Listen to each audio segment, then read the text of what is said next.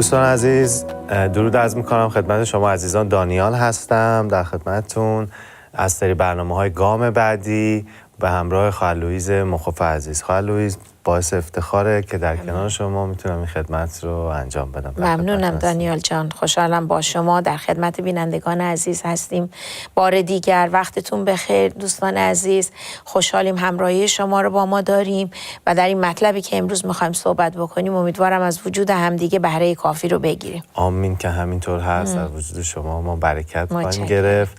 داریم سری موضوعات معجزات عیسی مسیح رو با هم بررسی میکنیم عزیزان. امروز میخوایم به معجزه راه رفتن عیسی بر روی آب میخوایم که با هم صحبت بکنیم که چه اتفاق افتاد. اما قبل از اینکه وارد این بحث بشیم میخوام که این چند آیه رو با هم بخونیم از انجیل یوحنا آیه 16 تا 21. هنگام غروب شاگردانش به سوی دریا فرود آمدند و سوار قایق شده به آن سوی دریا به جانب کفرناهم روانه شدند. هوا تاریک شده بود، اما عیسی هنوز به آنان نپیوسته بود. در این حین دریا به سبب وزش باد سخت به تلاطم آمد. چون به اندازه 25 یا 30 پرتاب تیر پارو زده بودند، عیسی را دیدند که بر روی دریا راه می رود و به قایق نزدیک می شود. پس به هراس افتادند، اما او به آنها گفت من هستم، مترسید. آنگاه خواستند او را سوار قایق کنند که قایق همان دم به جایی که عازمش بودند رسید. ببینیم نکات کلیدی این معجزه چی از خواهر لویز. خیلی یوحنا در انتخاب معجزات منتخبه، خیلی همچین وسواس خاصی به خرج میده و اغلب هم توجه ما رو میاره یه چیزی بالاتر از انسان، پسر انسان کامل. اغلب در معجزاتش یه جورای خواننده میفهمه که خدا جنبه الهی، الوهیت عیسی رو به اصطلاح تاکید میکنه و یکی دیگه از اینها همین این مطلب هست که خوندید شما در این چند آیه که در این معجزه در واقع ما خدایی رو میبینیم که مسلط بر طبیعته. ما گفتیم خدای کیفیت، خدای کمیت، خدای خلاق، به اصطلاح شفادهنده هست و اینجا هم ما میبینیم که روی مسئله طبیعت، عوامل طبیعت چطور مسلطه. کی میتونه غیر از خدا بر طبیعت مسلط باشه؟ بله. البته خب این چیزی که ما اینجا خوندیم تو عهد عتیق پیشگویی شده، یه نشانه هایی داریم ازش. از جمله مثلا تو مزمور 65 آیه 7 میگه که تلاطم دریا را ساکت میگردانی، تلاطم امواج آن و شورش امتها را.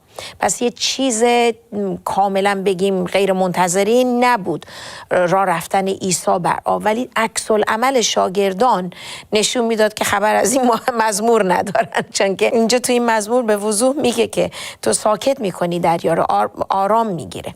ما در معجزه قبلی که در مورد بیش از 5000 نفر خوروندن اینا بوده، ما میبینیم که مردم میخوان به زور عیسی رو پادشاه بکنن. درست این قضیه، این معجزه شب همون روزیه که اینا میخوان بگیرن، چون در آیات قبلی برمیگرده میگه که عیسی چون دانست که اینا میخوان به زور اینو پادشاه بکنن، به تنهایی رفت به کوه، رفت برای عبادت. اونجا و از اونجا به شاگردان میگه که شما برید، من بعداً خودمو میرسونم.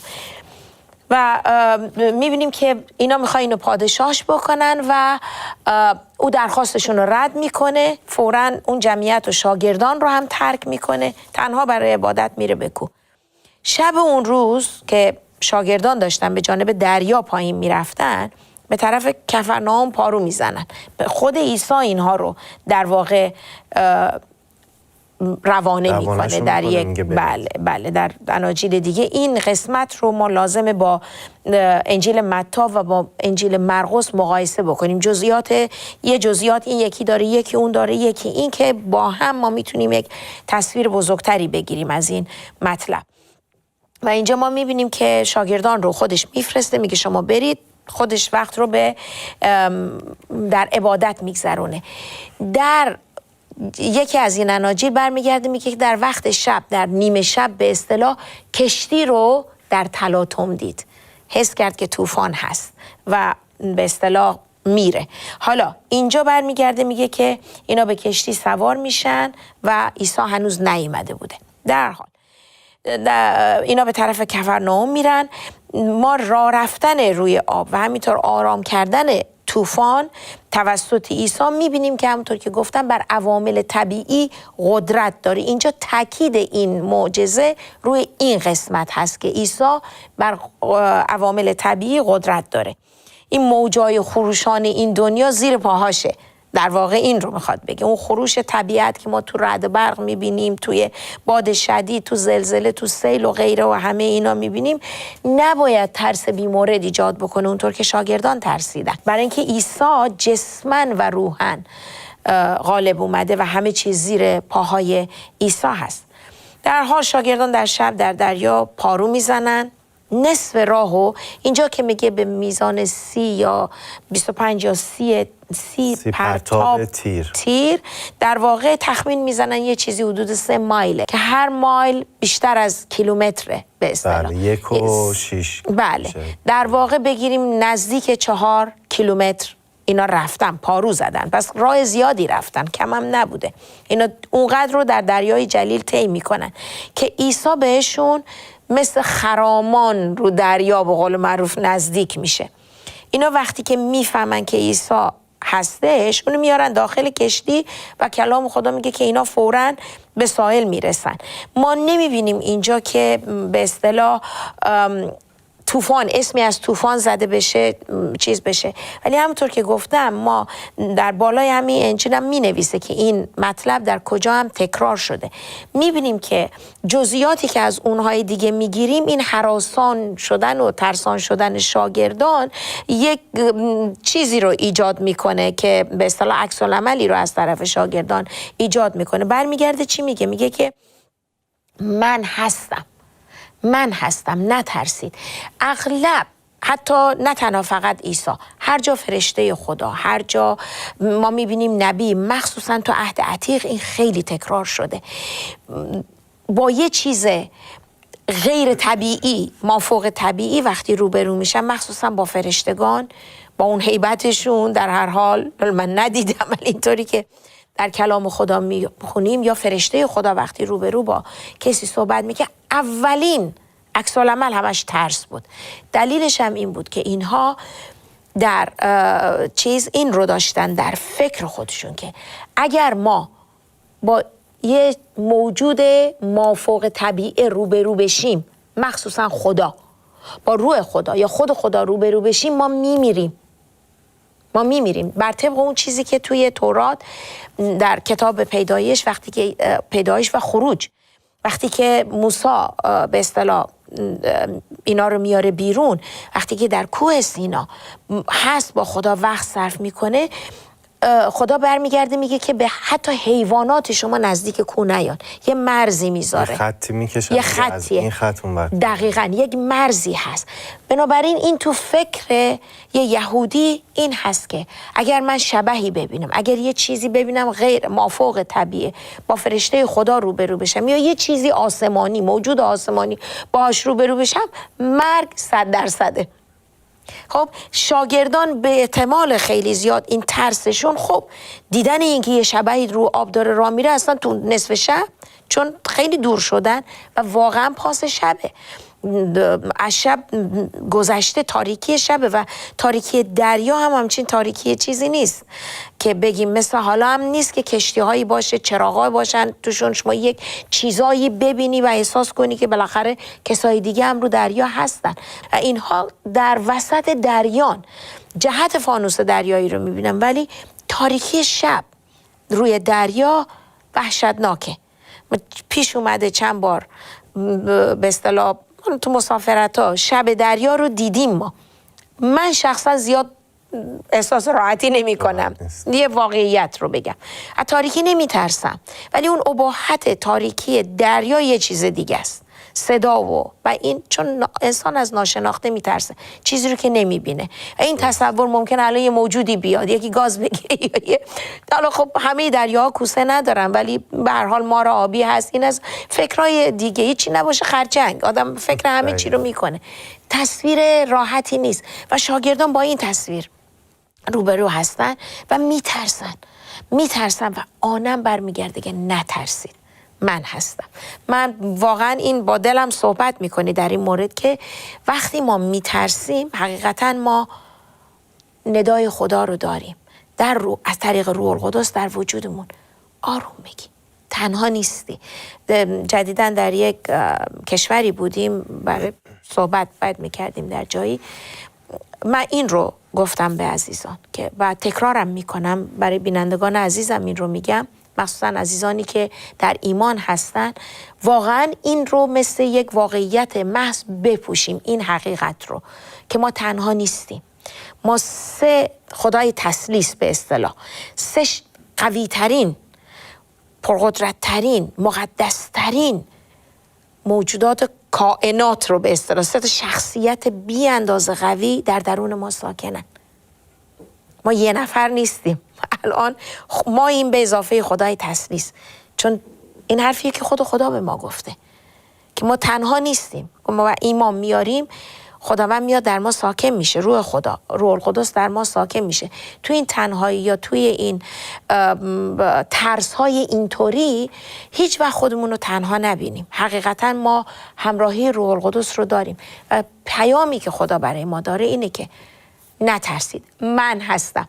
ما اگه مطمئن بشیم عیسی کنار ما هست، حقیقتا عکس العمل‌های ما تغییر خواهد کرد. آرامی ساکن میشه. که ما اینکه در اینجا میبینیم میگه به محض اینکه وارد کشتی شد به ساحل رسیدن. اینا وسط آب بودن، چطور اینقدر به این سرعت به ساحل رسیدن؟ یک لحظه رفتن کنار ساحل. بله. و یه چیز دیگه هم که اضافه بکنم، توی کتاب مقدس 366 بار که کلام خدا میگه نترسید. بله. هر 4 سال میشه 300. حتی فکر اون یه روزی هم که کبیسه، سالی که کبیسه است اضافه کرده. میشه، فکر اونم کرده، میگه مترس، من با تو هستم. ولی این بحث رو با هم ادامه خواهیم داد. لوئیس جان، شما عزیزان میتونید یه استراحت کوتاهی بکنید. اگر قلم، کاغذ لازم دارید که باقی این مطالب هنوز نکات کلیدی دیگه ایش مونده، میتونید بردارید آماده کنید. تو این استراحت کوتاه برمیگردیم با شما عزیزان همراه خواهیم بود.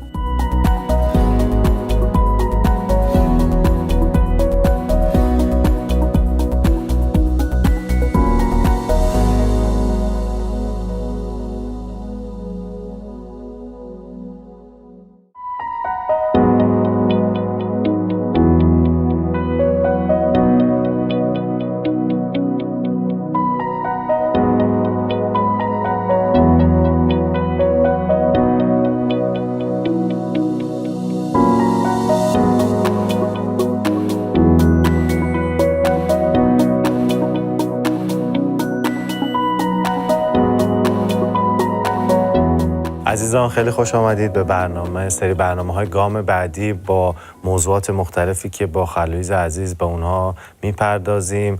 الان توی موضوعاتی هستیم در رابطه با معجزات عیسی مسیح که به طور خاص در این برنامه داریم در رابطه با راه رفتن عیسی بر روی آب صحبت میکنیم.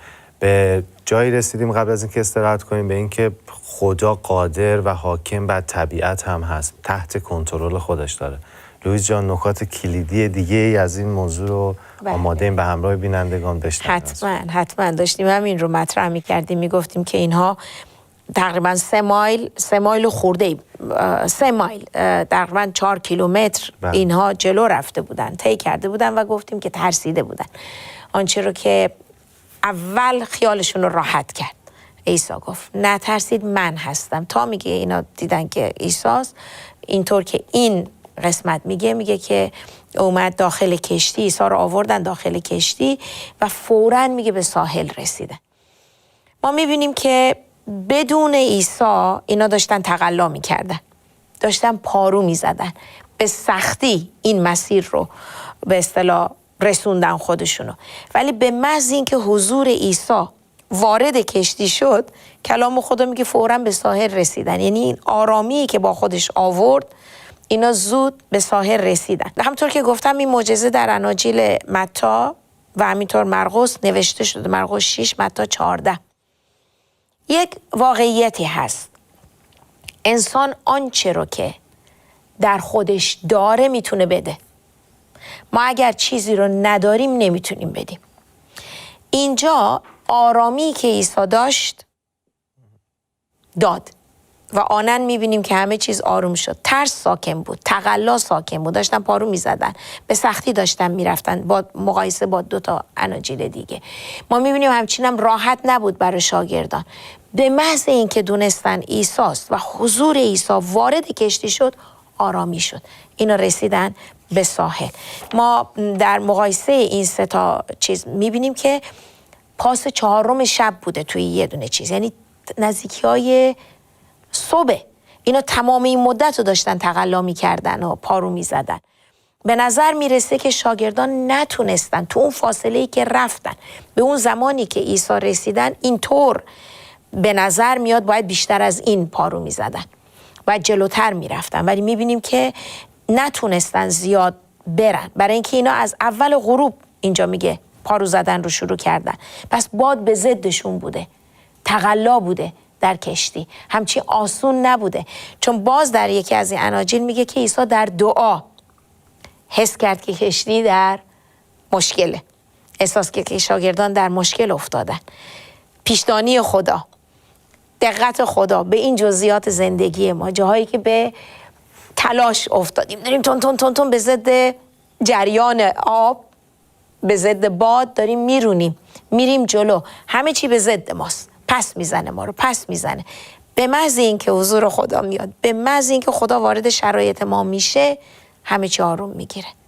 ما جوری به ساحل میرسیم مثلا حواسمون نمیگه، میگه فوراً رسیدن. به قولی میگن که ورق برمیگرده. اتفاقا جمله جالبی رو گفتید. بله، چیزی که مرقس توی انجیل خودش بهش اشاره میکنه اینو میگه که انگاری به محض اینکه این عیسی راه رفت روی آب، راه رفتن روی آب عیسی سریعتر از کشتی شاگردان بوده. اون داشته تندتر میرفته. چرا؟ برای اینکه میگه خداییه که در تنگی ها فوراً یافت میشه. آنن وقتی اینا رو در چیز میبینه، ما میبینیم روی آب را میره، میانبر میزنه، سریع میاد و میرسونه خودش رو. و ما میبینیم که بعد از اینکه این چندین و چند ساعت این بیچارا حتما هم خسته بودن از پارو زدن. با پارو زدن کار آسونی، قوت بدنی شدیدی رو میخواد، میطلبه. و اینها هم البته ماهیگیران حرفه‌ای بودن، همشون این شغلشون بوده. و در هر حال شما فکر کن از اول غروب شما پارو بزنید تو دریا تا نزدیکی‌های 4 صبح. حتما به یه جایی رسیده بوده که میگه که بهشون میگه که نترسید. داره. یعنی با اوج خستگی، دقیقاً. با اوج ترس داشتن اینو پارو میزدن. و همونطور که شما فرمودید خیلی تلاطم بوده که اینا ترسیدن. حالا خستگی به جای خود که داشتن پارو میزدن، چه جوی اونجا حاکم بوده که اینا ترسیده بودن. شبح دیدن. بعدش هم مسیح رو دیدن. آره، فکر کردن این شبحه، متوجه نشدن تو تاریکی شب برق که نبوده اون زمان. خستگی حالا یه چیزی حقیقتا. بله، اینا با نور ماه در واقع میرفتن جلو. مسئله جز و مد هم از سر همین مسئله نور ماه. در هر حال اینا فکر کردن شبحه. ولی میبینیم وقتی که اینا عیسی رو شناختن، در واقع عیسی وقتی خودش رو معرفی کرد، من این رو باید بگم، چون وقتی عیسی گفت نترسید من هستم، خودشو شناسون به اینها. در واقع گفت که منم، چیز نشید. به محض اینکه خودشو شناسون، ما میبینیم اونا مطمئن و آرام شدن. بعد میگه که پتروس در جواب بهش میگه خداوند اگه تویی، باز این در مقایسه با بقیه اناجیل، خداوند اگه تو هستی بگو منم بیام. عیسی به پتروس میگه آره تو هم بیا.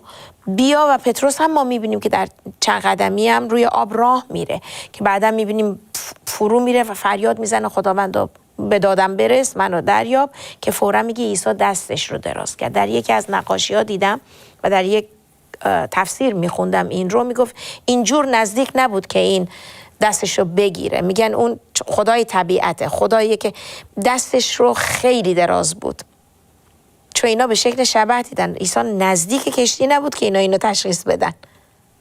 متوجه شدی تصویر رو؟ نزدیک کشتی نبود، اینا شبح دیدن، اینقدر نزدیک نبود. پتروس قدم ورداشت بره به طرف عیسی، گفت اگر تویی، هنوز ندیده خوب، اگر تویی من بیام. خب این تصویر این طور بوده که عیسی دستش خیلی دراز شده، پتروس رو گرفته از کشیده بالا. خیلی تصویر گویایی هست در همین خدای طبیعت، خدایی که حقیقتا قدرت مافوق طبیعه داره. و برگ میگرده به پتروس چی میگه؟ میگه ای کمی من چرا شک کردی؟ این حرفو به چیز میزنه. پس در ایمان ما هم میتونیم راه بریم. من یه چیز خنده‌دار تو یوتیوب دیدم، حقیقتش یه حدود 2 سالی میشه، شاید بیشتر. یکی از همکارام یه چیز خنده‌دار و وقتی هم میزنی تو یوتیوب که راه رفتن روی آب، این فکر میکنم الانم قابل دسترس باشه بشه نگاه کرد. اینها اومدن این چیز پتروس رو که به اصطلاح راه رفتن روی آب رو، حالا پتروس عیسی میخوان تقلید کنه، یه چیزایی بستن به کف پاشون، بعد شروع میکنن مثل این پرنده ها هستن وقتی میخوان بپرن اگه روی آبن چه مدلی میدوئن، بعد اوج میگیرن، خواستن اینطوری بعد هی میافتادن، هیچ البته در آب کم عمق این کارو کردن و یه صحنه خنده دار، یعنی انسان تلاش میکنه ولی واقعا یه پیامی هست اینجا. برگشت به پتروس چی گفت؟ ای کمی من چرا شک کردی؟ ایمان یقینه، اصل ایمان، تعریف ایمان میگه یقینیه به اون چیزای نادیده، به اون چیزی که حقیقتا و امیدیه درش. امید و یقین در کل چیز تعریف ایمان نقش داره. یقین، ما چرا شک کردی؟ شک مخالف ایمانه. پس در ایمان ما هم میتونیم روی آبها راه بریم. حالا نمیگم عزیزان برن الان تمرین بکنن، برای ایمان دارم میگم، یک هدفی هست اینجا. اگر در جاهایی گیر میکنیم در زندگی، حقیقتا در طوفان‌هایی هستیم که حقیقتا احتیاج داریم عیسی دست رو دراز کنه، تا اینجا رفتیم تو مشکلات ما رو بکشه بیرون، احتیاج داریم اون راه بره تو زندگی ما، بیاد ما رو از این ملکه نجات بده، برگرده بگه که نترس، من هستم. و واقعا این مسئله ایمان در این مورد، نقش ایمان، همکاری ما در ایمان با خدا خیلی مسئله هست. چون میبینیم وقتی که میگه که وارد کشتی شد، طوفان آرام گرفت. احتیاج داریم بیاد وارد کشتی ما بشه که آرام بگیره طوفان زندگیمون. اونجاست که میگه که وقتی که وارد کشتی شدن اینا ترسیدن. اینجا نمیگه که او رو پرستیدن، ولی در اناجیل دیگه میگه که تا دیدن این جنبه از الوهیت عیسی رو، میگه او رو پرستیدن و گفتن حقیقتا تو پسر خدا هستی. ما اقتدار عیسی بر طبیعت در واقع اونا رو متقاعد کرد که عیسی همون مسیح موعود، عیسی پسر خداست. تا زمانی که پتروس متمرکز بر عیسی بود، تونست روی موجها سوار باشه و به ایمان این قدرت رو یافت که معجزه‌ای رو انجام بده و به خدا نزدیک بمونه. وقتی با باد شدید حواسش پرت شد، شروع به غرق کردن شد، چون نگاه به موج کرد. چشم ورداشت، موج رو دید، ترسید. منم بودم میترسیدم و کماکان به خودم گفتم لوئیس داری رو آب راه میری. منم عکس العمل پتروس رو به احتمال خیلی خیلی زیاد حتما، و فکر کنم هر کسی این کار رو میکرد. یعنی اینجا در واقع یوحنا میخواد بگه که برتری عیسی بالاتر از انسان، بالاتر از انسان، جنبه الوهیت او. البته چیز دیگه که نصیب پتروس شد که نصیب بقیه نشد، راه رفتن همون چند قدم.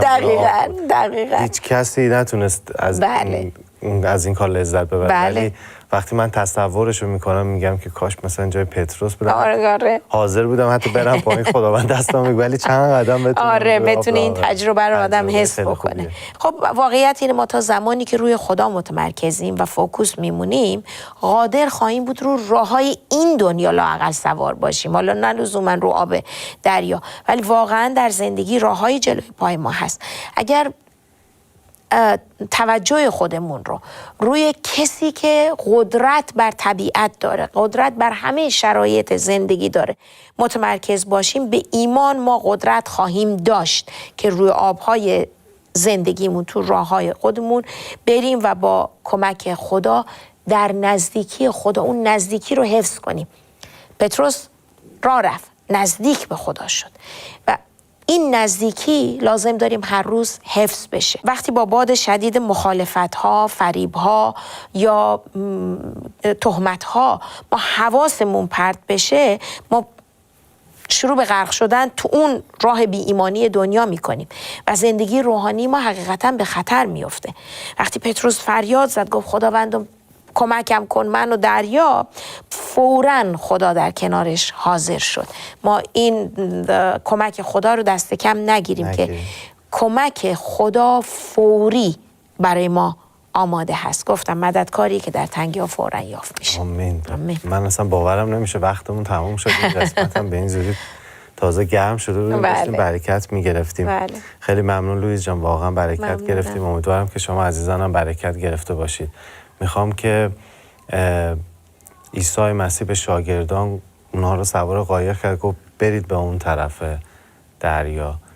اگر امروز او به شما پیغامی داده، پیغامی از او گرفتید که شما رو جایی بفرسته، حتی یا در راه ایمان هستید به او ایمان آوردید، در این مسیر که در ایمان به او دارید زندگی میکنید، دارید پیش میرید، ایمان داشته باشید به او. حتی اگر طوفان‌ها، بادها، همه اینها به شرایط بر ضد شما باشه، او خودش رو خواهد رسون و به شما خواهد گفت که مترسید، من با شما هستم.